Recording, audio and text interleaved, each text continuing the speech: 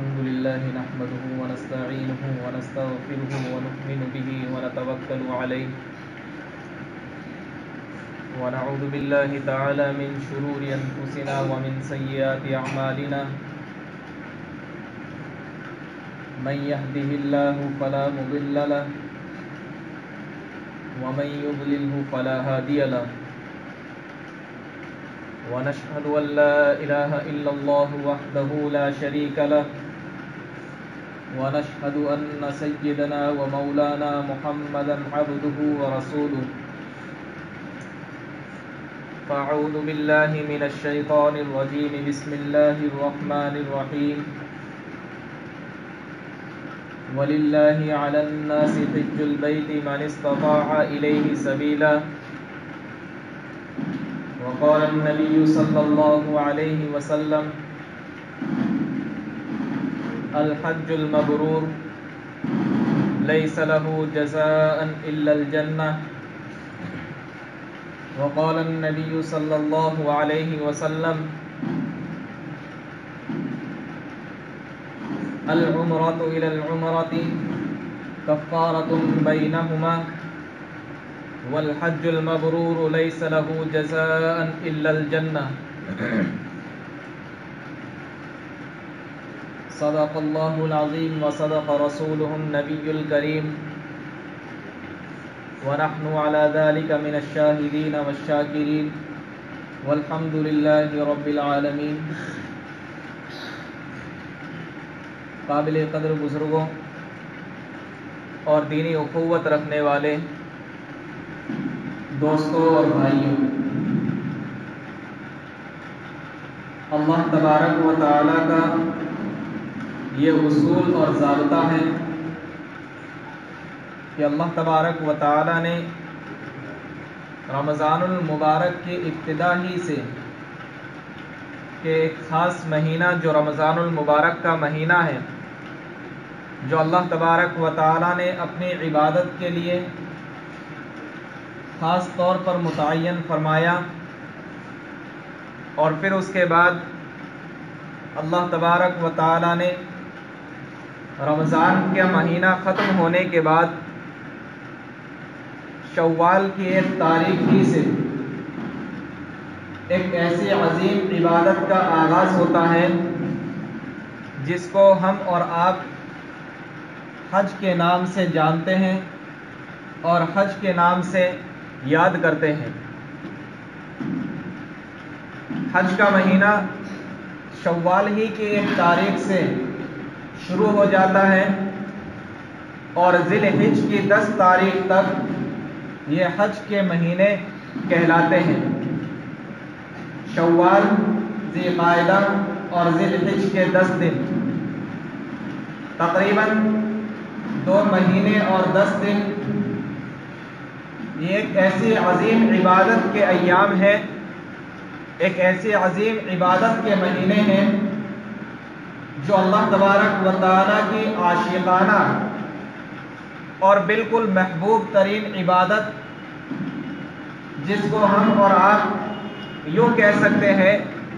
کہ اللہ تبارک و تعالی کی عاشقانہ عبادت کہ بندہ اللہ تبارک و تعالی کی یاد میں، اللہ تبارک و تعالی کی محبت میں، حالانکہ جب دیکھنے میں یوں دیکھیں ہم کہ ایک پتھر جس کی کوئی حیثیت نہیں،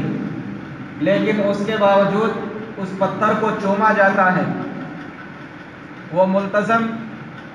جو حجر اسود اور کعبۃ اللہ کے درمیان، کعبۃ اللہ کے دروازے کے درمیان جو ملتزم کی جگہ ہے،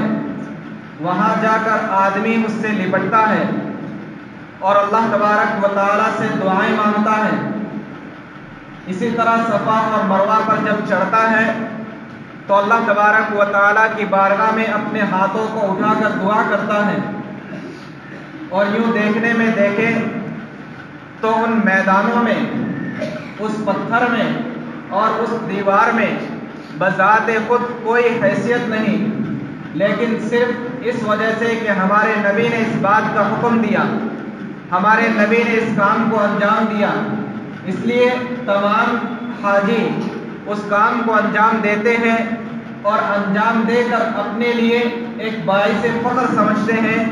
کہ وہاں پہ ہم جا کر کے اللہ تبارک و تعالیٰ کی عاشقانہ جو عبادت ہے اس عبادت کو ہم انجام دہی میں، عبادت کو انجام دینے میں کامیاب اور کامران رہیں۔ یوں اگر دیکھا جائے تو ایک اللہ تبارک و تعالیٰ کا فرمان، جیسے ایک حاجی کو حکم ہوا کہ حاجیوں کے لیے 8 ذی الحجہ کی جو تاریخ آ جاتی ہے، 8 ذی الحجہ کی تاریخ میں اسے اگر وہ مکہ میں مقیم ہے تو اسے مکہ چھوڑ دینا ہے، مکہ چھوڑ کر کے اسے مینا کی طرف رخ کرنا ہے اور وہاں اسے 5 نمازیں ادا کرنی ہے۔ ظہر وہاں ادا کرے گا، عصر وہاں ادا کرے گا، مغرب وہاں پڑھے گا، عشاء کی نماز وہاں پڑھے گا، اور آئندہ دن یعنی 9 ذی الحجہ کی جو یوم عرفہ کہلاتا ہے اس دن کی فجر کی نماز بھی مینا میں ادا کرے گا۔ حالانکہ اگر دیکھا جائے تو مکہ میں حرم میں اگر کوئی شخص ایک نماز پڑھتا ہے تو اس ایک نماز کا ثواب 1,00,000 نمازوں کے برابر ہے، لیکن جب اللہ تبارک و تعالیٰ نے حکم دیا کہ اب تجھے حرم کو چھوڑ دینا ہے، اس حرم کو چھوڑ کر تجھے مینا کی طرف رخ کرنا ہے اور وہ میدان ہے، اس میدان میں جا کر کے تجھے نماز پڑھنی ہے۔ یوں اگر کوئی شخص یہ کہے کہ میں حرم کو کیوں چھوڑوں، اس لیے کہ حرم میں تو 1,00,000 نمازوں کا ثواب ملتا ہے اور مینا وہ تو میدان ہے، اس میدان میں جا کر مجھے کیا ملنا ہے، لیکن اللہ کا حکم یہ ہے کہ تجھے حرم کو چھوڑنا ہے اور مینا کے میدان میں جا کر نمازیں ادا کرنی ہے۔ اگر کوئی شخص نافرمانی کر کے مینا نہ جا کر کے بلکہ حرم میں ان نمازوں کو ادا کرے تو اللہ تبارک و تعالیٰ کی جانب سے ایک نماز کا ثواب بھی نہیں ملنا، بلکہ نافرمانی کی وجہ سے اس کو گناہ اور ہونا ہے۔ لیکن اگر کوئی شخص حرم کی 1,00,000 نمازوں کا ثواب چھوڑ کر مینا کی طرف جاتا ہے تو اللہ تبارک و تعالیٰ کا فرما بردار بھی کہلاتا ہے اور وہاں جا کر اسے انہی نمازوں کا ثواب ملتا ہے۔ یہ اللہ تبارک و تعالیٰ کا فرمان ہے، یہ اللہ تبارک و تعالیٰ کا حکم ہے۔ اگر ہم یہ چاہیں کہ ہم حجر اسود کو کیوں چومیں، اس لیے کہ حجر اسود تو ایک پتھر ہے اور پتھر کو چومنا تو منع ہے، پتھر کو چومنا تو شرک ہے، پتھر کو چومنا تو بہت بڑا گناہ ہے، لیکن اللہ تبارک و تعالیٰ نے حکم دیا اور یہی اعتراض حضرت عمر فاروق رضی اللہ تعالی عنہ نے اس اعتراض کا جواب دیا۔ عمر فاروق رضی اللہ تعالی عنہ کعبۃ اللہ کے سامنے کھڑے ہوئے اور کھڑے ہو کر کے یوں فرمانے لگے کہ اے حجر اسود تو ایک پتھر ہے اور تجھ میں کوئی حیثیت نہیں کہ میں تجھے چوموں اور مجھے ثواب ملے، تجھ میں کوئی حیثیت نہیں، لیکن میں نے دیکھا ہے اپنی آنکھوں سے کہ نبی پاک صلی اللہ علیہ وسلم نے تیرا بوسہ دیا ہے، اس لیے میں بھی تجھے چومتا ہوں تاکہ میرے نبی کی سنت ادا ہو جائے۔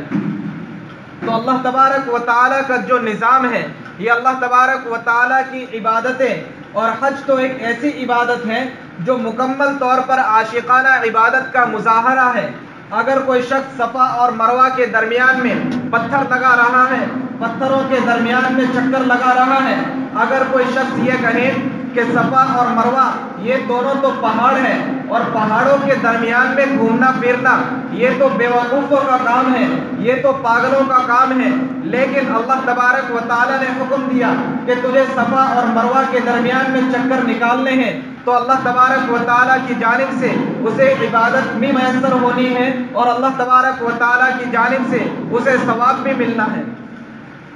اللہ تبارک و تعالیٰ نے قرآن کریم میں حکم دیا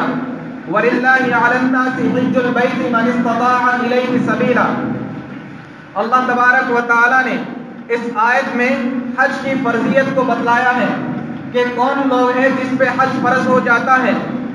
کون ایسے حضرات ہیں جن پر حج فرض ہو جاتا ہے۔ تو فقہاء اکرام نے اس استطاعت کا مفہوم بیان کیا، اس استطاعت کا معنی بیان کیا اور اس کا معنی اس طور پر بیان کیا کہ اگر کوئی شخص یہ استطاعت رکھتا ہے کہ وہ حج پہ جا سکے، یعنی مکہ تک سفر کر سکے اور مکہ تک سفر کر کے وہ واپس آئے اور جانے اور آنے کے دوران میں اس کے گھر والوں کا خرچہ اپنے گھر والوں کو دے کے جائے۔ اگر اتنا صرفہ، اتنا خرچ کسی کے پاس میں ہے تو اس کو حج فرض ہو جاتا ہے۔ اب اگر کوئی شخص اس حج کے فرض ہونے کے بعد میں تاخیر کرتا ہے تو اس تاخیر کی وجہ سے اسے گناہ ہونا ہے۔ اب حج کے فرض ہونے کے بعد عام طور پر یہ بات ذہن میں آتی ہے کہ جب حج فرض ہو چکا لیکن ہمارے پاس ایک مکان ہے تو ہمیں چاہیے کہ ایک لڑکوں کے لیے مکان اور بنوا دیں، پھر اس کے بعد میں ہم حج کریں۔ نہیں، اس کی گنجائش نہیں ہے۔ جب حج فرض ہو چکا تو آدمی کو چاہیے کہ فوراً حج کے فارم بھرے اور اس کے بعد حج کو جائے۔ اگر کوئی شخص یہ چاہے کہ میرے پاس حج کرنے کی استطاعت ہے لیکن پہلے میں اپنے اولاد کی شادی کر دوں پھر اس کے بعد میں حج پہ جاؤں تو شریعت اس کی اجازت نہیں دیتی۔ حج فرض ہو چکا، اگر تمہاری اولاد کی شادی نہیں ہوئی ہے لیکن تمہارے اوپر حج فرض ہو چکا ہے تمہیں چاہیے کہ تم فوراً پہلے حج کے فارم بھرو اور حج کو جاؤ۔ اگر کوئی شخص یہ چاہے کہ میرے اوپر حج فرض ہو چکا ہے لیکن میں اپنی اہلیہ کو ساتھ میں لے جانا چاہتا ہوں، حالانکہ اس کے پاس اتنی رقم نہیں ہے کہ وہ حج پہ میرے ساتھ جا سکے، لیکن آدمی اکیلے کے پاس حج کی فرضیت کے بقدر جب اتنا پیسہ ہو چکا ہے تو اپنی اہلیہ کو ساتھ میں لے جانا اس کے لیے ضروری نہیں ہے۔ اور اگر کوئی اہلیہ کے پاس میں اتنا مال اکٹھا ہو چکا ہے کہ جس سے حج فرض ہو جاتا ہے، یعنی جانے آنے اور اپنے بچوں کا خرچ اس کے پاس میں ہو جاتا ہے، تو اسے چاہیے کہ اپنے محرم کا انتظام کرنے کے بعد وہ حج کے لیے فوراً نکل جائے۔ اپنے محرم کا انتظام کرنے کے بعد وہ فوراً حج کے لیے نکل جائے۔ اس کے ساتھ میں شوہر کا ہونا ضروری نہیں ہے، محرم کوئی بھی ہو اس کے ساتھ میں اس کو حج پہ جانا، اپنے حج کے فریضے کو ادا کرنا ضروری ہو جاتا ہے۔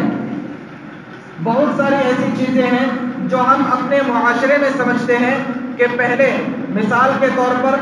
والدین نے حج نہیں کیا اور والدین پہ حج فرض تھا بھی نہیں، لیکن جب اولاد کے پاس رقم آئی اور اولاد پہ حج فرض ہو چکا تو اب اولاد کے ذمے یہ ضروری نہیں ہے کہ پہلے اپنے والدین کو حج کروائے۔ نہیں، جب اولاد پہ حج فرض ہو چکا تو اسے چاہیے کہ اپنے حج کو جائے اور فارم بھر کے حج کی ادائیگی کرے۔ اگر کوئی شخص یہ چاہے کہ پہلے میں اپنے والدین کو حج کرواؤں پھر اس کے بعد میں حج پہ جاؤں، نہیں، شریعت اس کی اجازت نہیں دیتی۔ اگر والدین پہ حج فرض نہیں تھا، ان کا زمانہ نکل گیا، اب تجھ پہ حج فرض ہو چکا ہے، لہذا تجھے حج کی ادائیگی ابھی کرنی ہے۔ اگر تاخیر کرے گا یا والدین کی وجہ سے نہیں جائے گا تب بھی اس کا گناہ ہونا ہے۔ اور اس کے بعد ایک تو ادائیگی ہے، لیکن ایک چیز ہے نفلی حج کو ادا کرنا۔ ایک تو آدمی اپنے فریضوں کو ادا کرتا ہے اور ایک آدمی اپنے فریضے کی ادائیگی کے بعد نفلی حج کرتا ہے۔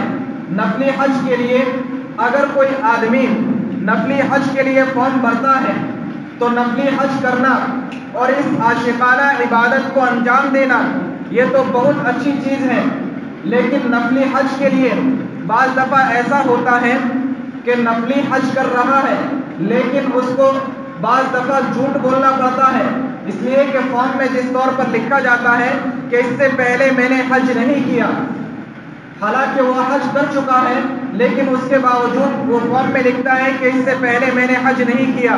تو یہ جھوٹ سے بچنا جو اس کے اوپر فرض تھا، جو اس کے اوپر واجب تھا، اس کی ادائیگی کو چھوڑ کے اگر کوئی نفلی حج کے لیے فارم بھرتا ہے تو شریعت اس کی اجازت نہیں دیتی۔ ایک بہت بڑے محدث عبداللہ ابن مبارک جو بہت بڑے محدث بھی ہیں، بہت بڑے فقیہ بھی ہیں،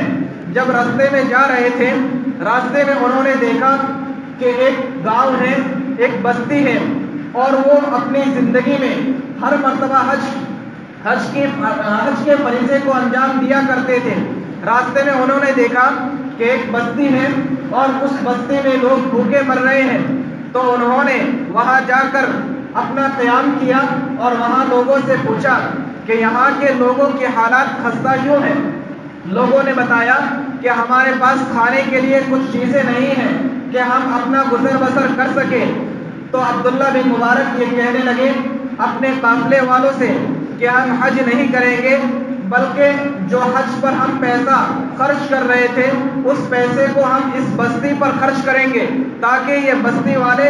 اپنے اچھے سے انتظام اور اپنے روزی روٹی کا بندوبست کر سکیں۔ تو عبداللہ بن مبارک جو کہ ہر مرتبہ حج کیا کرتے تھے، لیکن ایک مرتبہ ادا کرنے کے بعد جو ادائیگی نوافل کی ہوتی ہے، اگر نفلی حج کے مقابل میں اگر کوئی تقاضا ایسا آ جائے کہ اس کے لیے انتظام کرنا فی الفور ضروری ہے تو فوراً اس کام کو انجام دیا جائے، نہ کہ اپنے نوافل حج کو۔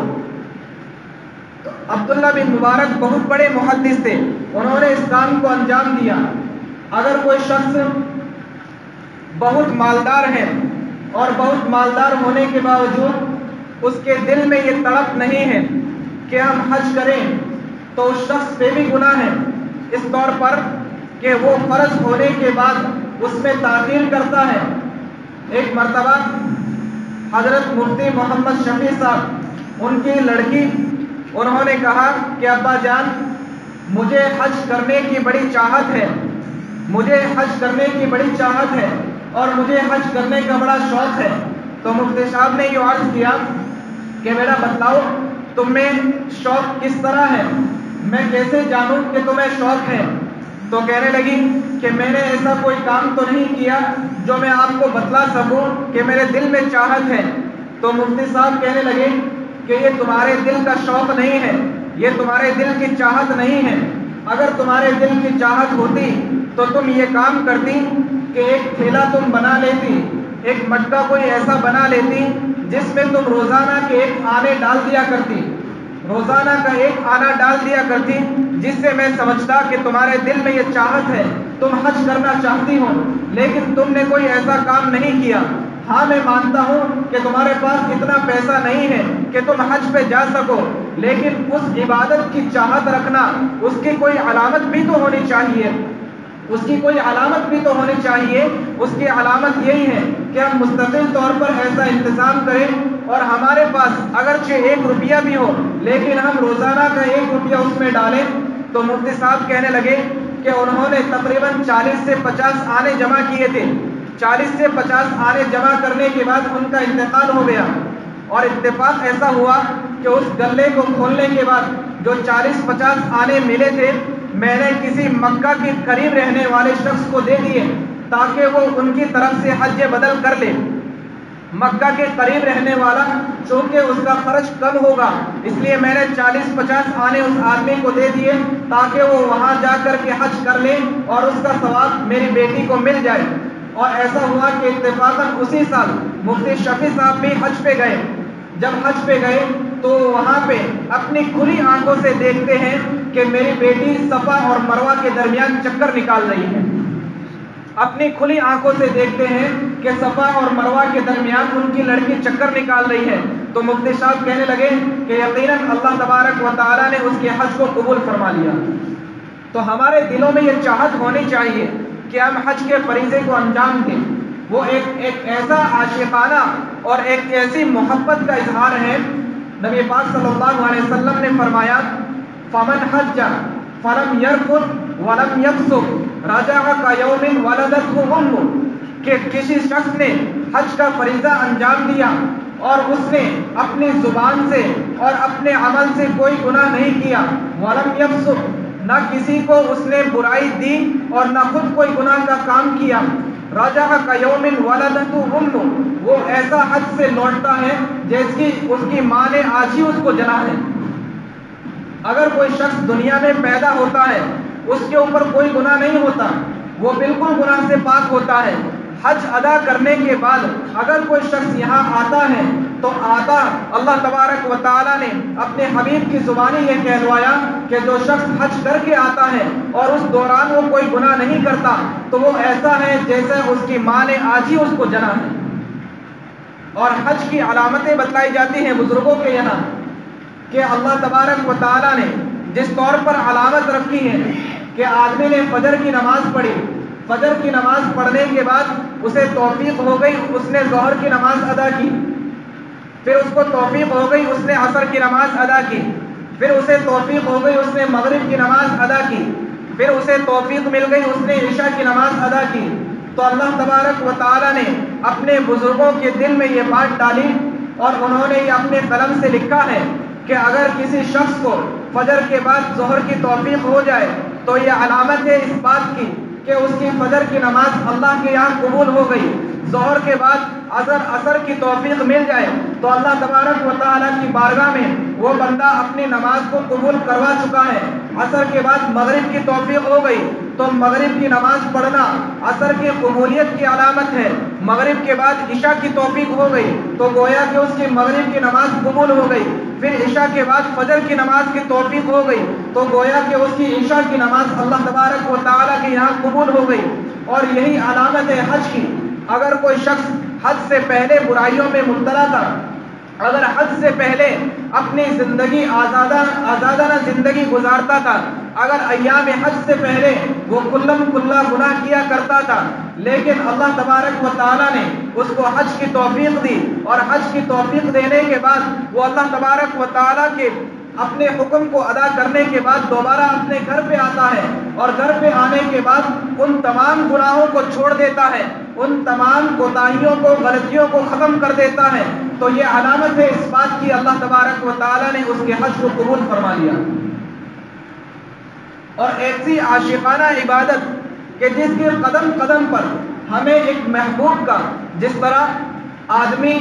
کسی سے محبت کرتا ہے تو اس محبت کا تقاضا ہوتا ہے کہ وہ آدمی اس کے لیے پیسے خرچ کرے، اس محبت کا تقاضا ہوتا ہے کہ وہ اپنے محبوب سے گلے ملے، اس محبت کا تقاضا ہوتا ہے کہ اپنے محبوب کو چومے۔ تو اللہ تبارک و تعالیٰ کو اس دنیا میں کوئی شخص نہ دیکھ سکتا ہے، نہ اس سے کوئی گلے مل سکتا ہے، نہ اس کے کوئی قدم چوم سکتا ہے اور نہ اس کی کوئی پیشانی چوم سکتا ہے، لیکن اللہ تبارک و تعالیٰ نے اپنے لیے ایک مقام ایسا بنایا کہ جس کو مجھ سے محبت ہے وہ آئے میرے در پر اور میرے ملتزم سے، میرے کعبۃ اللہ سے وہ شخص چمٹے اور وہاں جا کر حجر اسود کو بوسہ دے، میں یہ سمجھوں گا کہ اس شخص کے دل میں میری محبت ہے۔ یہ اللہ تبارک و تعالیٰ کی ایک عاشقانہ عبادت ہے جس کے قدم قدم پر ہمیں یہ پتہ چلتا ہے کہ اللہ تبارک و تعالیٰ ہمیں کس طور پر اپنا محبوب اور اپنے قریب کرنا چاہتے ہیں۔ اور جو شخص وہاں جاتا ہے تو پھر تو کیا بات ہے کہ کوئی شخص وہاں جا کے گناہ کرے، نہیں، ایسا نہیں ہو سکتا۔ جب وہ کوئی شخص وہاں جاتا ہے تو اسی ارادے سے جاتا ہے کہ وہاں جا کر اللہ تبارک و تعالیٰ سے توبہ کرنی ہے، اللہ تبارک و تعالیٰ سے گزشتہ زندگی کی تمام جو غلطیاں کوتاہیاں ہوئی ہیں ان سے معافی طلب کرنی ہے، اور ہمیں جب واپس آنا ہے تو اللہ تبارک و تعالیٰ کی بارگاہ میں ویسا ہی ہونا ہے جو حدیث میں آیا کہ جیسا اس کی ماں نے آج ہی اس کو جنا ہے، بغیر گناہ کے، بالکل جس کے سر پر کوئی گناہ نہیں، جس کے ایک پلک جھپکنے کے برابر بھی کوئی گناہ نہیں، تمام گناہوں کو معاف کر دیا جاتا ہے۔ تو اللہ تبارک و تعالیٰ نے اپنے حبیب کو یہ اپنے حبیب کی زبان ارشاد فرمایا، اور نبی پاک صلی اللہ علیہ وسلم نے جو حج کے فرض کی ادائیگی فرمائی، نبی پاک صلی اللہ علیہ وسلم نے ایک حج فرمایا اور اپنی آخری عمر میں حج فرمایا، اپنی آخری عمر میں صحابہ کو ساتھ میں لے کے گئے، اور نبی پاک صلی اللہ علیہ وسلم نے 4 عمرے فرمائے، جیسا ذی القعدہ کے اندر، اور انہی مہینوں کے اندر جو حج کے ایام ہیں، انہی مہینوں کے اندر کچھ مالدار قسم کے بھی لوگ ہیں اللہ تبارک و تعالیٰ نے، اور کچھ غریب قسم کا بھی طبقہ ہے جو اللہ تبارک و تعالیٰ نے اس دنیا میں عطا فرمایا ہے۔ تو کوئی اللہ تبارک و تعالیٰ کی رحمت کو ایسا سمجھے کہ اللہ تبارک و تعالیٰ نے وہاں جانا صرف امیروں کے لیے مقدر کیا ہے، پیسوں والوں کے لیے مقدر کیا ہے، لہذا غریب آدمی تو وہاں جا نہیں سکتا، اور جب غریب آدمی وہاں نہیں جا سکتا تو اس کے لیے اللہ تبارک و تعالیٰ کی رحمت نہیں ہے، نہیں، ایسا ہرگز نہیں ہے۔ اللہ تبارک و تعالیٰ نے 3 احکام ایسے بیان فرمائے ہیں کہ اگر کوئی شخص یہاں بیٹھ کر بھی ادا کرے تو اللہ تبارک و تعالیٰ جو رحمت وہاں ڈالتے ہیں وہ رحمت اللہ تبارک و تعالیٰ ان غریب لوگوں پر یہاں بھی ڈالیں گے۔ سب سے پہلی چیز،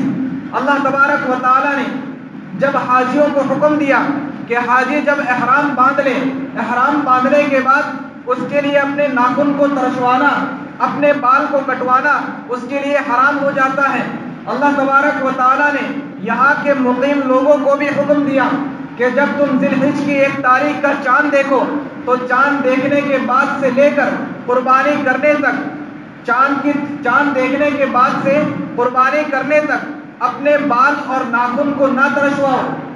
اپنے بالوں اور اپنے ناخن کو نہ کٹواؤ۔ ملے گا کیا؟ اللہ تبارک و تعالی جو رحمت اپنے حاجیوں پر وہاں ڈالتا ہے، وہ رحمت اللہ تبارک و تعالی یہاں بھی ان کی مشابہت اختیار کرنے کی وجہ سے، اس جیسا بننے کی وجہ سے کہ حاجیوں پر جس طرح وہ چیزیں حرام ہیں، یہاں بھی اگر کوئی شخص مستحب عمل کو ادا کرے گا کہ اپنے بال اور ناخن کو نہیں کٹوائے گا، تو اللہ تبارک و تعالی جو رحمت وہاں ڈالتے ہیں وہ رحمت کا حصہ اللہ تبارک و تعالی یہاں بھی ڈالتے ہیں۔ دوسرا حکم دیا، نبی پاک صلی اللہ علیہ وسلم نے فرمایا کہ ذی الحج کا چاند دیکھنے کے بعد 9 ذی الحج تک یعنی یوم عرفہ تک اگر کوئی شخص روزہ رکھتا ہے تو 1 روزے کا ثواب 1 سال کے روزے کے برابر ہے، اور اس رات میں عبادت کرنے کا ثواب شب قدر میں عبادت کرنے کے برابر ہے۔ تو اللہ تبارک و تعالیٰ نے جو رحمتیں وہاں والوں کے لیے ڈالی ہیں، تو یہاں اگر کوئی بندہ وہاں نہیں جا سکتا کسی عذر کی وجہ سے، تو اللہ تبارک و تعالیٰ نے ان کے لیے یہ بھی رحمت ڈالی ہے کہ اگر تم روزہ رکھ لو گے تو تمہیں 1 سال کے روزوں کے برابر ثواب ملے گا، اگر تم راتوں میں عبادت کر لو گے تو شب قدر کی رات میں عبادت کرنے کے برابر ثواب ملے گا۔ تیسرا حکم دیا کہ یوم عرفہ کو حاجیوں کو وہاں یوم عرفہ کو عرفات کے میدان میں جانا ہوتا ہے، اس لیے وہاں پہ روزہ نہ رکھنا بہتر ہے،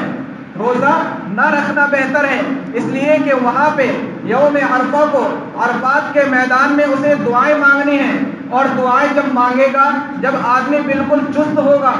اگر وہ روزہ رکھ کے دعا نہ مانگ سکے تو پھر اس کا عرفہ میں جانا حاصل نہیں۔ اس لیے یہاں والوں کے لیے اللہ تبارک و تعالیٰ نے حکم دیا اگر تم یوم عرفہ کا یعنی 9 ذی الحج کا اگر روزہ رکھ لو گے تو اللہ تبارک و تعالیٰ 1 سال پچھلے اور 1 سال اگلے گناہوں کو معاف فرما دے گے۔ یہ 3 احکام اللہ تبارک و تعالیٰ نے ہر ایک کے لیے رکھے ہیں۔ اللہ تبارک و تعالیٰ ہم تمام کو حج کی ادائیگی اپنی استطاعت کے بقدر کرنے کی توفیق نصیب فرمائے، اور یہاں کے لوگوں کو اللہ تبارک و تعالیٰ کے احکامات میں شامل ہونے کی توفیق نصیب فرمائے۔ وآخر دعوانا الحمدللہ۔